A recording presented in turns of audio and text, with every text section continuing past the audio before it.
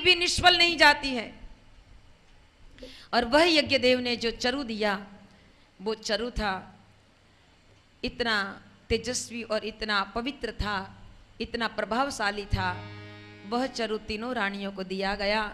और उससे हमें मालूम है कि जो अयोध्या का राजा दशरथ चिंतित था कि मेरी राजगद्दी पर कौन बैठेगा, क्या होगा, मेरी प्रजा का क्या होगा। उस दशरथ राजा के घर एक नहीं दो नहीं, स्वयं भगवान अपने 4 अंशों के सहित पधारते हैं। बोलिए रामचंद्र भगवान की जय, रामचंद्र भगवान की जय, रामचंद्र भगवान की जय।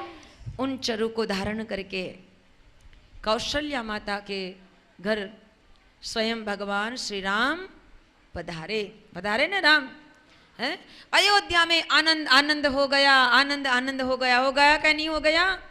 देखिए यज्ञ में आहुतियां देकर अगर हम चरु को खाते हैं, इस गर्भवती को भी यज्ञ में पहले आहुतियां दिलाई जाती हैं और बची हुई जो खीर होती हैं उनको खिलाई जाती है। और कहा जाता है उसमें दृष्टि करके ऐसा भाव करना कि जैसे दशरथ राजा के घर जैसे वो भगवान स्वयं पधारे थे, उसी का ही अंश हमारे घर भी पधारेंगे। हमारी भावना अगर प्रबल होती है तो हमारा काम सफल हो जाता है। भावनाएं प्रबल होनी चाहिए। अगर भावना प्रबल हो गई तो हमें सब कुछ मिल सकता है। अगर हमारी भावनाएं बहुत छिछरी हैं तो हमें कुछ नहीं मिलता है। उसी तरह इस चरु को उनको खिलाया जाता है यज्ञ में आहुति देने के बाद। तो इस चरु से हम अगर ऐसी भावना ही बनाकर, कई बहनों तो इतनी जिज्ञासा होती है कि ऐसी बहनें हर रोज यज्ञ करती हैं, हर रोज खीर यज्ञ में आहुति डालती हैं और बची हुई खीर हर रोज खाती हैं। हमने देखा है ऐसी कई सारी बहनें, ऐसे कई सारे दंपत्ति हैं जो हमारे पास भी आए थे। हमारे वहाँ चेतना केंद्र में रहते हैं, 9 दिन का अनुष्ठान करते हैं और यज्ञ में नित्य आहुति डालकर वो खीर धारण करते हैं। उनके घर अभी जो ऐसा तेजस्वी बालक आता है कि परम पूज्य गुरुदेव बता के गए हैं ना कि नवयुग की वापसी, सतयुग का अवतरण, उन सतयुग के लिए जैसे दिव्य शक्तियों की जरूरत है वैसी शक्तियों का अवतरण हो रहा है, वैसी शक्तियों का अवतरण हो रहा है। हमारा परम सौभाग्य है कि ऐसी शक्तियों को धारण करने वाली आप मातृशक्ति हैं।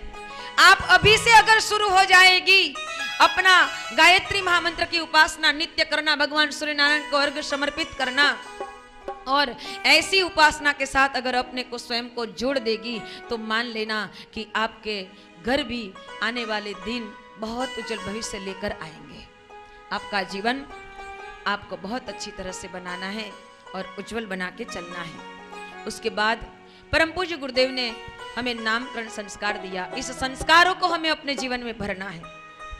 आपको संस्कार की परिपाटी सिखाई जाती है। नामकरण संस्कार का भी बहुत महत्व है। बच्चा अगर पैदा हो जाता है तो उसके नाम के लिए आजकल तो सब वेस्टर्न कल्चर के नाम पसंद करते हैं, है ना। लेकिन याद रखना, कल भी मैंने बताया था कि अरे वेस्ट वेस्ट वेस्ट में क्या जाओगे, वैसे ही वेस्टर्न कल्चर, अरे वेस्ट का नाम ही वेस्ट है। समझो तो सही, उसका अर्थ तो समझो। वेस्ट का मतलब क्या है? वेस्ट का मतलब क्या है? तो फिर उनके कल्चर को क्यों अपनाते हो? हैं? ऐसे कल्चर को क्यों अपनाते हो? कल भी कहा था कि वैसे ही वेस्ट में अगर सूर्य जाता है तो उसका अस्त हो जाता है, और अस्त होने वाली संस्कृति को हम क्यों अपनाएंगे? हमें भी डूब जाना है क्या? हैं? अरे उदयमान सूर्य को पूजने वाली हमारी ये भारतीय संस्कृति है। उदयमान सूर्य नारायण को पूजने वाली हमारी ये भारतीय संस्कृति है। हम उदयमान सूर्य नारायण की पूजा करने वाली संस्कृति में मानने वाले हैं। नित्य अपनी पूजा उपासना के बाद सूर्य नारायण को 1 लोटा जल अर्घ्य समर्पित करने वाली हम इस संस्कृति के पुजारण हैं। तो फिर हमें इसी संस्कृति से प्यार होना चाहिए। नामकरण संस्कार की महिमा बताते हुए परम पूज्य गुरुदेव कहते हैं कि हमारे नाम भी ऐसे होने चाहिए ताकि ऐसा नाम लेने से उनका तो उद्धार हो जाए, लेकिन उनका नाम लेने वालों का भी उद्धार हो जाए। अरे अनसुया, अरे अनसुया, अरे अनसुया, अरे वह महासती अनसुया का नाम लेकर कई सारे जीव एक इस भवसागर को पार कर देते हैं। ऐसा नाम रखो कि उनका नाम लेने से हजारों लोग, हजारों जीवों का कल्याण हो जाए, है ना। जिनके आंगन में वह सती अनसुया, हमारे में से ही तो एक उभर कर आई थी, वह सती अनसुया कि जिसके आंगन में तीन तीन देव, इस राष्ट्र की, इस संसार की उत्पत्ति स्थिति और लय करने वाले तीनों देव आए थे उनकी परीक्षा करने के लिए। आपको मालूम है क्या? मालूम है कि नहीं? सती अनसुया नाम बहुत सुना है। माँ सती अनसुया और अत्रि का आश्रम हमारे नर्मदा के किनारे पर है। आना, वहां उनका धाम है बहुत पवित्र। वह सती अनसुया का आश्रम नर्मदा के किनारे पर है। तीनों देव ब्रह्मा, विष्णु और महेश, तीनों देव उनके आंगन में आए थे उनकी परीक्षा लेने के लिए। और मालूम है उसकी परीक्षा लेने के लिए उसने क्या मांगा? देवी आप तो सती हो और सती और ज्ञानी हो। आपको मालूम है कि ये शरीर आत्मा का वस्त्र है, अंदर आत्मा है ना, आत्मा का वस्त्र शरीर है, तो फिर शरीर पर और वस्त्र नहीं होने चाहिए। हमको तो निर्वस्त्र होकर भिक्षा दो। सती अनसुया ने सोचा कि अरे मेरे आंगन में ऐसे कौन भिक्षा मांगने वाले आए हैं, जरा देख तो लूं। जैसे सती ने अपनी आंखें बंद की तो साक्षात इस सृष्टि का उत्पत्ति स्थिति और लय करने वाले तीनों देवता थे, ब्रह्मा, विष्णु और महेश। तीनों को देखकर मां अति प्रसन्न हो गई और घर में अपनी आश्रम में जाकर वो अपने ठाकुर जी के चरणों में जो पूजा करते वक्त चरण धोती थी अपनी भावनाओं से, वो जल था चरणामृत ले आई और हाथ में अंजलि जल लेकर भगवान का स्मरण किया और उन तीनों पर छिड़क दिया। तो क्या बन गए? 6-6 महीने के बबूढ़े बन गए, छोटे छोटे बालक बन गए। वो धूल में खेलने लगे। माँ अनसुया ने तीनों को उठाया और अपने आश्रम में ले गई। जैसे उन्होंने भिक्षा मांगी थी वैसे भिक्षा दे दी और आश्रम के बच्चों को बोला कि ये 3 झोला बना दो। तीनों को पलने में सुला दिया। माँ अनसुया तीनों देवताओं को बहुत अच्छी तरह से पलने में झुलाती थी, भगवान का स्मरण करती थी, हैं? लेकिन वो 3 रानियां थी जिन्होंने उसको भेजा था, वो सोचने लगी कि इतनी लंबी परीक्षा कैसे चलती है, पेपर तो 3 घंटे का होता है ना, हैं? ये इतनी लंबी परीक्षा कैसे चली? ये 1 दिन, 2 दिन, 4 दिन, 6 दिन, 8 दिन, 10 दिन, 15 दिन, अरे इतने सारे दिन हो गए नहीं आए। चलो, तीनों देवियां आई अनसुया के आंगन में साध्वी के रूप में और पूछने लगी कि माँ यहाँ कोई साधु आए थे। माँ ने समझ लिया कि वो खोजती खोजती आई हैं। माँ ने सोचा कि अरे तू मेरे साथ थोड़ा मजाक करती है तो मैं भी मजाक कर लूँ। माँ ने कहा कि हाँ हाँ आए थे ना, तो कहाँ है? वो तो आश्रम में है। माँ ने कहा कि आश्रम में है, तो तीनों देवियाँ एक दूसरे के मुंह देखने लगी। अरे भिक्षा मांगने को भेजा था, वो परीक्षा लेने को भेजा था, तो आश्रम में क्या कर रहे हैं? खोजो, निकालो उसको बाहर। तीनों देवियाँ ने कहा माँ हम उसको देख सकते हैं, उसको बुला सकते हैं। हाँ हाँ देख लो। तीनों देवियाँ अंदर गई और पूरा आश्रम छान मारा, कहीं भी उसको अपने देवता मिले नहीं। फिर माँ के पास जाकर तीनों देवियों ने बोला कि माँ अंदर तो कोई है नहीं, बताओ कहाँ है, जल्दी बताइए ना माँ। तब माँ अनसुया ने कहा कि ये तीनों जो झोले में झोल रहे हैं ना, ये आपके ही हैं, आपके जो हैं वो पहचान के ले लो, आपके जो हैं उसे पहचान के ले लो। ये तीनों देवियां यहाँ से यहाँ, यहाँ से यहाँ, यहाँ से यहाँ दौड़ दौड़ कर देखती थी, उसको बहुत नजदीक से जाकर भी देखती थी और धीरे से पूछ भी लेती थी आप मेरे ही हो ना। वो देव भी बहुत अच्छी मूड में आ गए, वो भी हंसने लगते थे। जैसे हंसते थे ना तो वो देवी को लगता था कि ये मेरा ही होगा इसलिए हंस रहा है। और जब उठाने जाती थी तब वो मुंह ऐसा कर देता था रोने जैसा, तो वो पीछे हट जाती थी, अरे मेरा नहीं होगा। तो तीनों देवियां अपने स्वामी को पहचान न सकी, तब रोने लगी। माँ के पास गई और माँ को कहने लगी कि माँ क्षमा कर दो माँ, हमारे तीनों पतिदेव को जैसे थे वैसे बना दो माँ। फिर माँ ने ठाकुर जी के चरणामृत लाकर फिर से उन पर छिड़क दिया। तीनों देवता और तीनों देवियां माँ अनसुया के आश्रम में ब्रह्मा विष्णु और महेश तीनों सतियों के साथ खड़े थे। दैदीप्यमान इतना प्रकाश पुंज उनके आश्रम में फैल गया। बिना बुलाए देवता हाजिर होते हैं। अगर अपने अपने जीवन को सुधार दिया तो देवताओं को भी बुलाने की जरूरत नहीं पड़ती है, दौड़कर वो चले आते हैं, अपने आंगन में आ जाते हैं। इन देवताओं को बुलाने के लिए आज हमें भी ये शिक्षा और संस्कार परम पूज्य गुरुदेव और माताजी दे रहे हैं। और जब तीनों देवताओं ने माँ को दर्शन दिया और कहा कि माँ आपने हमें बहुत मातृत्व दिया है, कुछ मांग लो माँ।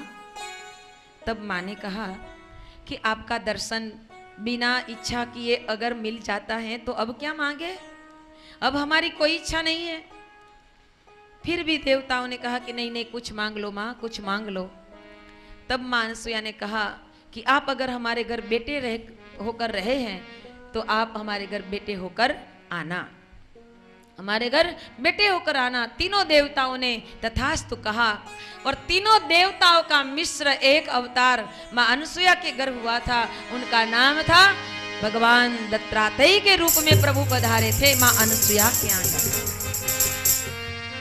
नाथ संप्रदाय की परंपरा वहां से शुरू हुई थी, इसलिए तो आज जो भी वह नाथ का स्मरण करते हैं वो कभी अनाथ नहीं रहते हैं। इसलिए आइए थोड़ी देर के लिए हम भी उन अनाथों के नाथ का स्मरण करें। दिगंबरा दिगंबरा श्रीपाद वल्लभ दिगंबरा, दिगंबरा दिगंबरा श्रीपाद वल्लभ दिगंबरा, दिगंबरा दिगंबरा श्रीपाद वल्लभ दिगंबरा, दिगंबरा दिगंबरा श्रीपाद वल्लभ दिगंबरा, दिगंबरा दिगंबरा श्रीपाद वल्लभ दिगंबरा, दिगंबरा दिगंबरा श्रीपाद वल्लभ दिगंबरा, दिगंबरा दिगंबरा श्रीपाद वल्लभ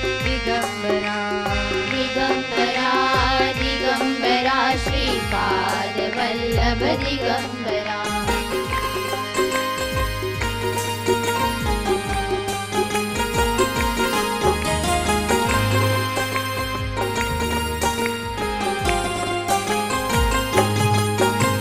दिगंबरा दिगंबरा श्रीपाद वल्लभ दिगंबरा,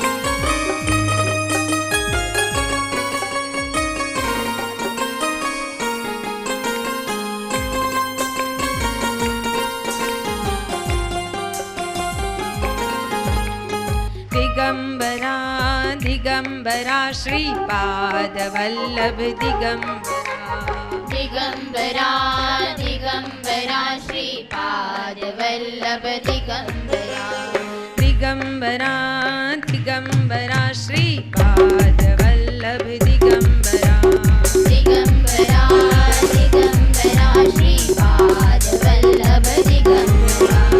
दिगंबरा दिगंबरा श्रीपाद वल्लभ दिगंबरा,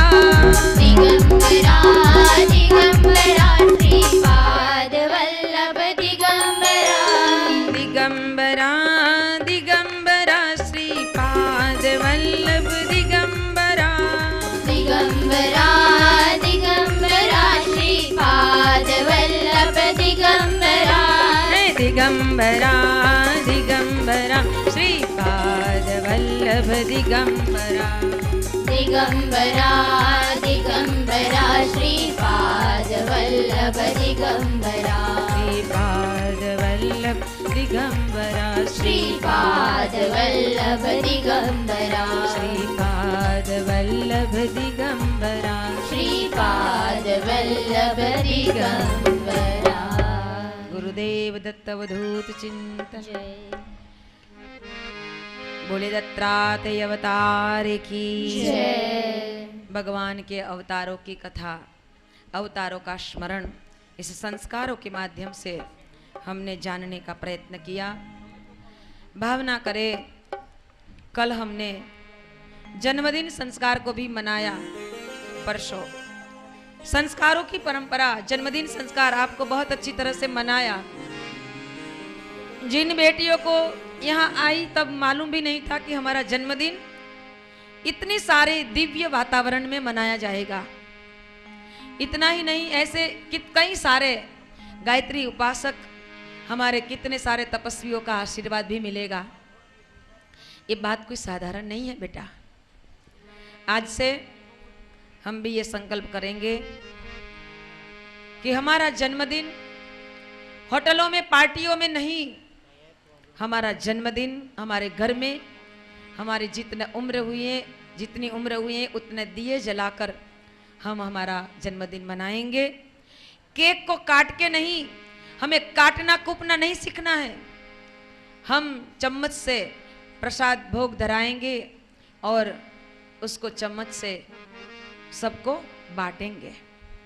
याद रहे, हमारी संस्कृति की विरासत को हम बहुत अच्छी तरह से जीवन में बनाए रखेंगे। जब संस्कारों को बचाने के लिए कोई अपना कुछ त्याग करेगा तो अवश्य प्रभु उसको सहाय करेगा। और जो संस्कारों को विच्छेदन करता है उसका संग भी कभी मत करना। जो संस्कारवान नहीं है उसका संग भी कभी मत करना, क्योंकि असंस्कारी, कुसंस्कारी लोग होते हैं। कहा जाता है कि बिच्छू तो एक बार काटता है तो उसके डंक का जो असर है, उसकी चुभन है, पूरे शरीर में बिखर जाती है। पूरे शरीर में उसके दंश की जो वेदना होती है वो होती है, लेकिन कुछ समय के बाद वो उतर जाती है।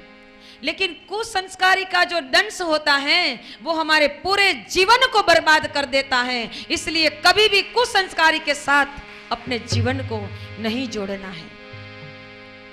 याद रहे, इसलिए किसी भी कीमत पर हमें संस्कार को मूल्य देना है, हमें संस्कार को मूल्य देना है। बेटा ध्यान रहे, इसलिए आज इस संस्कार की परंपरा को हम याद कर रहे हैं। आइए, समय हमारा नाद योग का हो रहा है। हम नाद योग के लिए आगे चलेंगे, शांत चित्त बैठेंगे।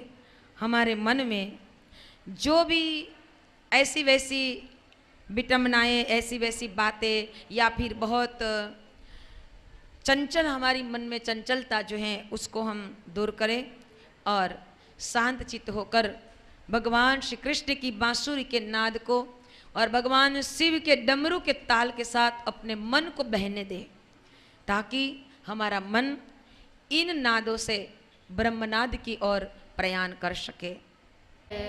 आइए, अब यह हमारा क्रम प्रश्नोत्तरी का चलेगा। माता जी को मेरा प्रणाम, सारी दीदी को मेरा प्रणाम। मेरा नाम खुशी साहू है, मैं दहिसर प्रज्ञा मंडल से आई हूँ। मेरा कोई सवाल नहीं है, मेरी एक इच्छा है। कल दीदी जी ने कहा था कि आप कबीर फैमिली से बिलोंग करती हैं। दीदी जी ने कहा था कि आप कबीर फैमिली से बिलोंग करती हैं। मैं चाहती हूँ कि आपके मुँह से एक दो कबीर दोहे सुनना चाहती है, मेरी इच्छा है। कबीर जी के दोहे सुनना चाहती है? कबीर पंथी है नहीं, इसलिए। कबीरा कुआ एक है पनिहारी अने,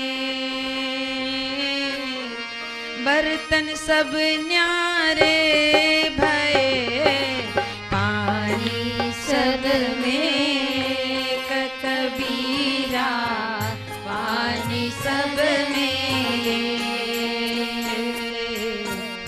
बड़े भये तो क्या भये, पैसे पेड़ खजूर,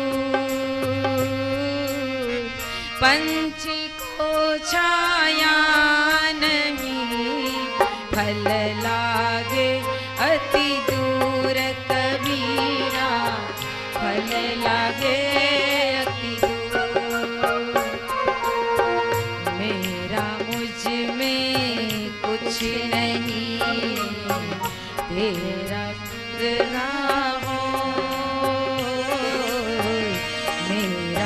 मुझ में कुछ नहीं, सब कुछ तेरा हो, तेरा तुझको अर्पण क्या लागेगा मोय कबीरा, क्या लागेगा मोह। स्वामी कृपा करो अति गणी भाजो अनेक विचार, अचल भक्ति देता मेरी, जैसे मुक्ति भंडार पाए, लागे करूं विनती पाए, लागे करूं विनती। कबीरा खड़ा बाजार में सबकी मांगे थे, खड़ा बाजार में सबकी मांगे थे। ना कहूँ से दोस्ती, ना कहूँ से बैर कबीरा, ना कहूँ से बैर, ना कहूँ से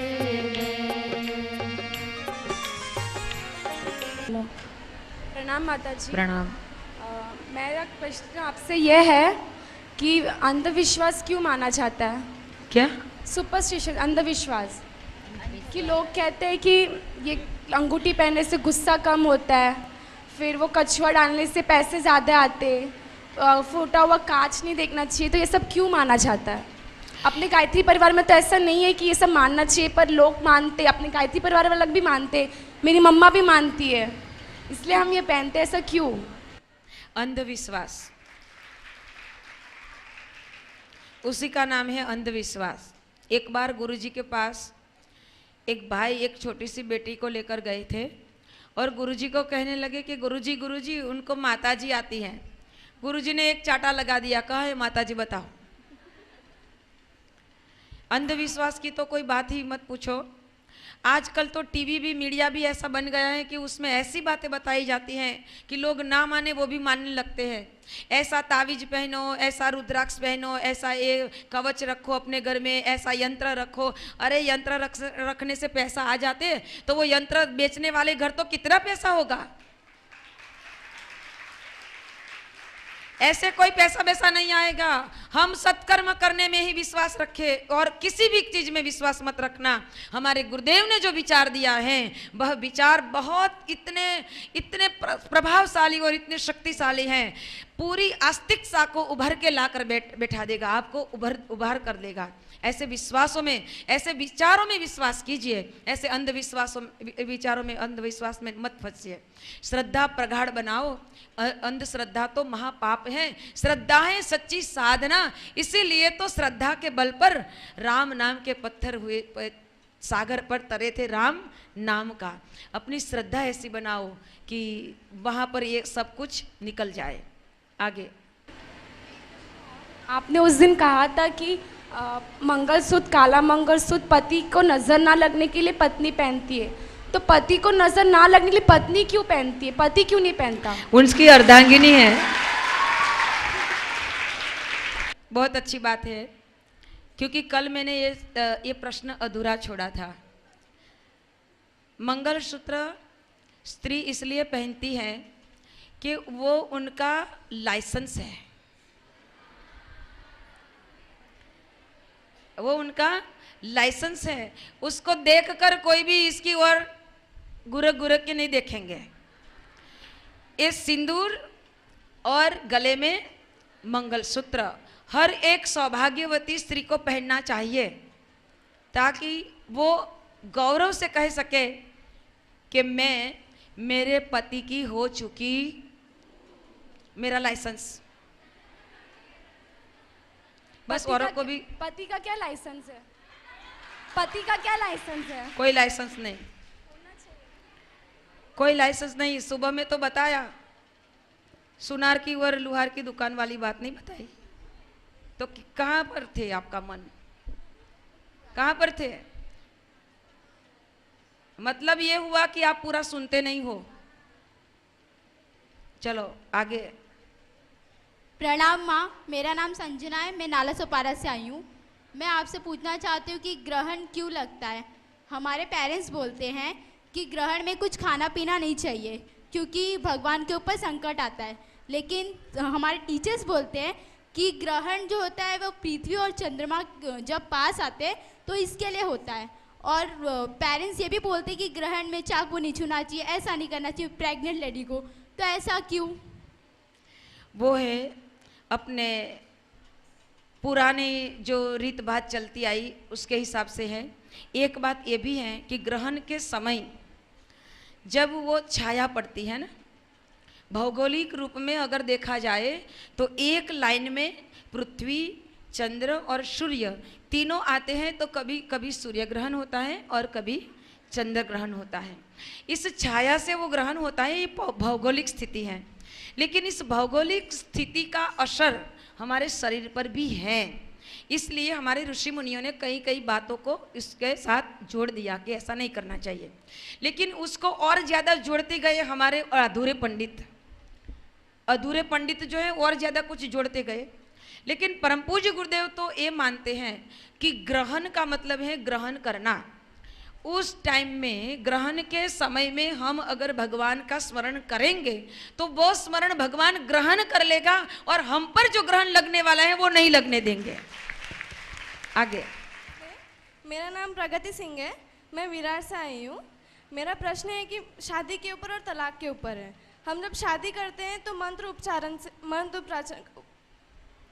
करते हैं, लेकिन जब हम तलाक लेते हैं तो हम मंत्र उपचारण क्यों नहीं करते? मंत्र जोड़ने के लिए बोले जाते हैं, तोड़ने के लिए नहीं। इसलिए हमारी संस्कृति जोड़ने वाली है, तोड़ने वाली नहीं है। आगे। आजकल इंसान को गुस्सा क्यों आता है? कोई हमें अच्छा भी बताता है तभी भी हमें गुस्सा आता है कि तू मुझे कैसे बता रहा है, क्यों समझा रहा है? गुस्से को कंट्रोल करना सबको सीखना की जरूरत है कि नहीं? कैसे करेंगे? सब लोग सुने, ताकि प्रश्न पूछने से पहले सब बात आपको बताई जाती है, फिर भी आप आके प्रश्न पूछते हैं। मतलब क्या हुआ कि आप सुनते नहीं हो पूरा। सुनिए, जब बेटियों को घर में कैसे रहना चाहिए, आपको हर एक बात को बताने का प्रयत्न हमने किया है। माता पिता को सुबह में उठ के चरण स्पर्श कीजिए, उसको आनंद हो ऐसा अपना व्यवहार बनाइए। घर की सफाई में भी अपना समय निकालिए ताकि अपनी माँ को भी थोड़ा मदद हेल्प हो जाए। रसोई बनाने में, कपड़े धोने में, झाड़ू पोछा लगाने में, घर की सफाई, घर की व्यवस्था बनाने में, घर की चीज़ें व्यवस्थित रखने में। हम अपनी ही चीज़ व्यवस्थित नहीं रखते हैं, अपने ही घर में ऐसे कपड़े जहाँ तहाँ दे देते हैं, जहाँ तहाँ फेंक देते हैं। अपना दफ्तर, अपना शूज़, अपना सॉक्स कहाँ रखना चाहिए। कम से कम बेटियों को तो इसका ज्ञान होना ही चाहिए। और इतना कहने के बाद भी पीछे, आज दोपहर में हम जब 12 बजे निकले तो वहाँ पर कितने कागज के टुकड़े पड़े थे। यहाँ कोई भाई लोग नहीं बैठे हैं, बहनें ही बैठी है। फिर वो पूछती है कि भाइयों को क्यों नहीं? अरे बहनें पहले सुधर जाइए, बेटियां पहले सुधर जाए। ये कचरा जहाँ तहाँ फेंकने का काम बेटी अगर करेगी तो घर की सफाई कौन करेगी? हम देखते हैं तो ले लेना चाहिए। और जिसने फेंका है उसको तो मैं ये कहती हूँ कि आप गंदगी करने वाली हो कि सफाई करने वाली हो। हमेशा हम जहाँ पर बैठते हैं, जहाँ पर रहते हैं, कम से कम उतना तो सफाई रखना चाहिए कि नहीं चाहिए? गुस्सा क्यों आता है? बार बार में हम गुस्से पर क्यों चढ़े जाते हैं? नहीं होना चाहिए। गुस्से से हमारे शरीर की शक्ति कम हो जाती है। गुस्सा नहीं करना चाहिए।